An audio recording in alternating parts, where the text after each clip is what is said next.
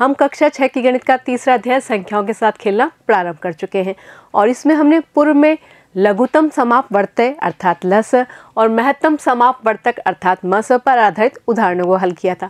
अब हम हमारी पाठ्य पुस्तक की ही प्रश्नावली 3.7 के पहले 3 सवाल करने वाले हैं। तो शुरुआत करते हैं सबसे पहले सवाल नंबर पहले से। पहला सवाल है रेणु 75 किग्रा। अगर हम जहाँ ये किग्रा है बच्चों, है ना, ये किग्रा है, टाइपिंग में थोड़ा रह गया होगा, ठीक है। किग्रा, रेणु 75 किग्रा और 69 किग्रा भारों वाली 2 खाद की बोरियां खरीदती है। भार के उस बट्टे का अधिकतम मान ज्ञात कीजिए जो दोनों बोरियों के भारों को पूरा माप ले। तो हमें ऐसा एक बट्टे का माप लेना है जो इन दोनों बोरियों को पूरा नाप ले और उस माप को भी क्या होना चाहिए, अधिकतम होना चाहिए। और अधिकतम को हम समझ सकते हैं संभावना किसकी हो रही है, मस की हो रही है। तो हमें चूंकि एक ऐसा बाट चाहिए जो इन दोनों को पूरा नाप भी ले और बड़े से बड़ा भी हो, तो निश्चित तौर पे हमें एक छोटा मान चाहिए जो इनको पूरा विभाजित करे और वो मान मस होता है। तो हम 75 और 69 किग्रा के मस निकालने वाले हैं। तो सबसे पहले 75 का अभाज्य गुणनखंड करते हैं, ठीक है। और चूंकि यहाँ हम किग्रा का बाद में जिक्र करेंगे, अभी बिना किग्रा के ही चल रहे हैं, अर्थात केवल संख्याओं की बात करें। इकाई के स्थान पर 5 है तो निश्चित तौर पे 2 का भाग नहीं जाएगा। और अंकों का योग जब हमने 7 और 5 का किया तो कितना आया, 12, और 12 में 3 का भाग जाता है, निश्चित तौर पे 3 का भाग 75 में भी जाएगा और वो 25 दफ़ा जा रहा है, ठीक है। अब 25 में हम किसका भाग देंगे, बिल्कुल 5 का देंगे, 5 दफ़ा जाने वाला है और फिर से 5 का भाग 1 दफ़ा जाने वाला है। तो 75 के अभाज्य गुणनखंड क्या हुए, 75 के अभाज्य गुणनखंड हुए 3 गुणा 5 गुणा 5, ठीक है।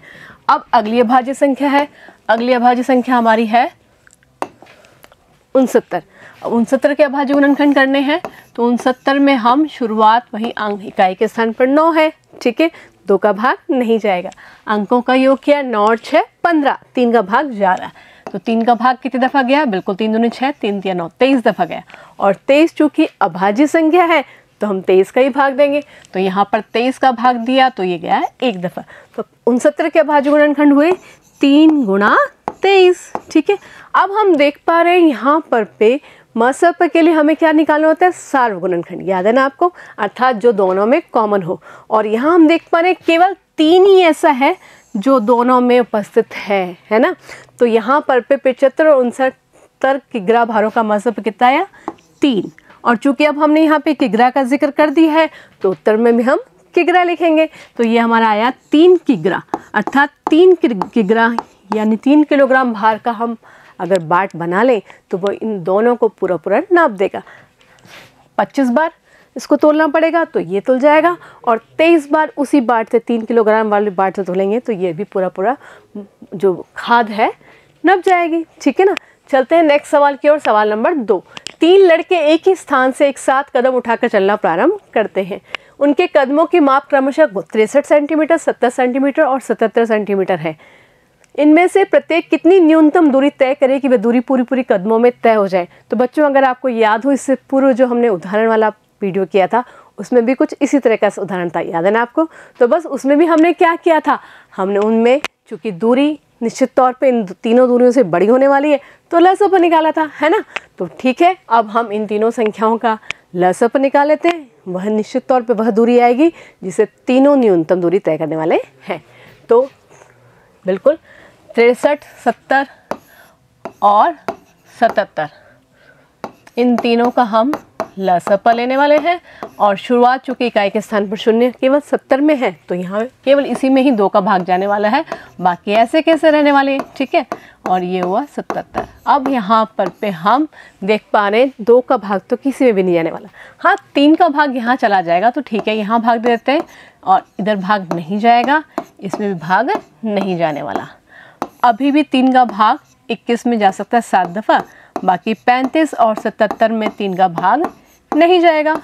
अब हम देख पा रहे हैं इन बची हुई 3 संख्याओं में 35 में 5 का भाग जाएगा, ठीक है ना। हम एक स्टेप आगे चलने वाले हैं, 2 फिर 3 और फिर 5 को चेक करेंगे।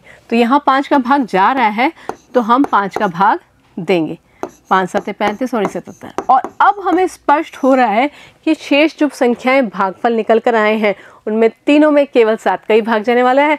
तो हम 7 का भाग दे देते हैं। 7 का भाग दिया 1, 1 और 11, और अब हम 11 का भाग देंगे 1, 1 और 1।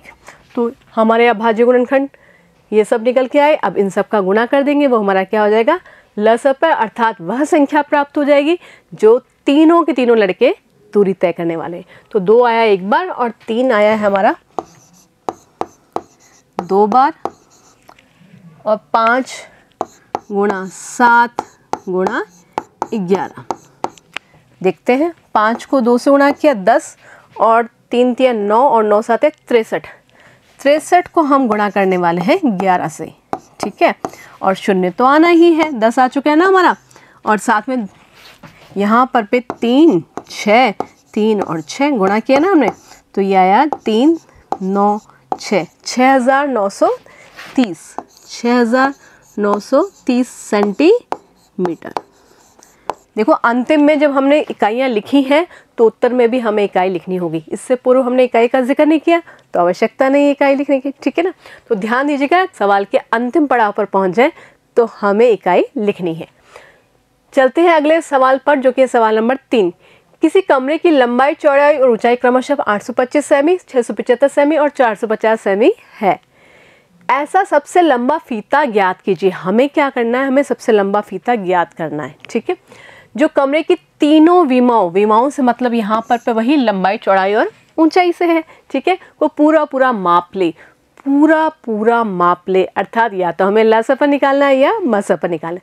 हमें ऐसी कोई संख्या चाहिए जो इन तीनों को संतुष्ट करे। अगर वो छोटी संख्या चाहिए तो मसअ निकालेंगे, और अगर वह संख्या हमें बड़ी चाहिए तो लसअ निकालेंगे। और चूँकि यहाँ हमें समझ में आ रहा है जो फीता होगा वो निश्चित तौर पे इन तीनों मापों से थोड़ा सा छोटा ही निकल के आएगा ना, और उसी फीते को हम बारी बारी काम में लेते हुए माप लेंगे तीनों को। तो निश्चित तौर पे हमें क्या निकालना है, मसअ निकालना है, और मसअ के लिए वही हम तीनों के अभाज्य गुणनखंड करने वाले हैं। तो चलते हैं सबसे पहले 825 के अभाज्य गुणनखंड के लिए। तो 825 के अभाज्य गुणनखंड के लिए वही इकाई के स्थान पर 5 है, तो 2 का भाग तो नहीं जाएगा। अंकों का योग किया 8 2 10 और 5 15, बिल्कुल 3 का भाग चला जाएगा। तो 3 का भाग दिया, 3 दूनी 6, बच गए 2, 3 7 21 और 3 5 15, 275। और 275 में अंकों का योग किया तो 5 और 2 7 और 7 14, 3 का भाग नहीं जा रहा है, तो हम भाग देने वाले हैं 5 का, जो कि जाएगा ये 5 का भाग दिया, 5 25 हासिल की 2 और 5 25, ठीक है। 55 दफ़ा चला गया, और 55 में फिर से हम 5 का भाग देंगे, जो कि जाएगा 11 दफ़ा, और 11 का भाग जाएगा 1 दफ़ा। तो 825 के अभाज्य गुणनखंड क्या हुए, 3 गुणा 5 गुणा 5 गुणा 11, 3 गुणा 5 गुणा 5 गुणा 11, ठीक है। अब चलते हैं 675 की ओर। तो 675 के अभाज्य गुणनखंड के लिए हमें वही शुरुआत करनी होगी। सबसे पहले इकाई के स्थान पर 5 है, अंकों का योग किया 6 7 13 और 5 18, 3 का भाग जा सकता है। तो 3 का भाग दिया, 3 दूनी 6, 3 दूनी 6 और 3 पंजे 15। अब 225 को अगर अंकों का योग करें, 2 और 2 4 और 5 9, 3 का भाग अभी भी जाएगा। तो दिया 3 का भाग, 3 7 21 और 3 पंजे 15। और 75 में तो हम जानते हैं 3 का भाग 25 दफ़ा जाता ही है, ठीक है। और 25 में हम भाग देने वाले हैं 5 का, जो कि 5 दफ़ा जाने वाला है। तो यहाँ पर पे 675 के अभाज्य गुणनखंड हुए 3 गुणा 3 गुणा 3, 3 3 बार आया, 1 2 और 3, और साथ ही साथ 5 हमारा कितनी बार आया, 2 बार आया। और अब हमें क्या करना है, अब हमें अगली अभाज्य संख्या यानी अगली संख्या 850 का अभाज्य गुणनखंड करने हैं, ठीक है। तो ये ले लिया हमने 450।